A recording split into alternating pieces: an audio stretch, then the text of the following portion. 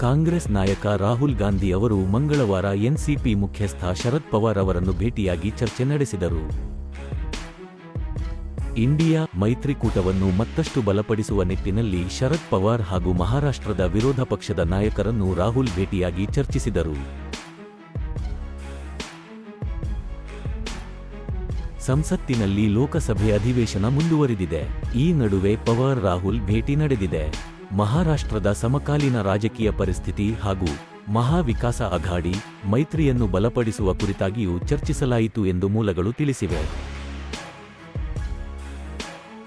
ಇತ್ತೀಚೆಗೆ ಅಂತ್ಯಗೊಂಡ ಲೋಕಸಭೆ ಚುನಾವಣೆಯಲ್ಲಿ ಮಹಾರಾಷ್ಟ್ರದಲ್ಲಿ ಕಾಂಗ್ರೆಸ್, ಎನ್ಸಿಪಿ, ಶರತ್ಚಂದ್ರ ಪವಾರ್ ಬಣ ಹಾಗೂ ಶಿವಸೇನಾ, ಉದ್ಧವ್ ಠಾಕ್ರೆ ಬಣ ಮೈತ್ರಿ ಅತ್ಯುತ್ತಮ ಸಾಧನೆ ಮಾಡಿತು. ಈ ವರ್ಷಾಂತ್ಯದಲ್ಲಿ ನಡೆಯಲಿರುವ ಮಹಾರಾಷ್ಟ್ರದಲ್ಲಿ ವಿಧಾನಸಭೆ ಚುನಾವಣೆಯಲ್ಲಿ ಬಿಜೆಪಿ ಶಿವಸೇನಾ ಮೈತ್ರಿಯನ್ನು ಸೋಲಿಸುವ ಗುರಿ ಹೊಂದಿದೆ.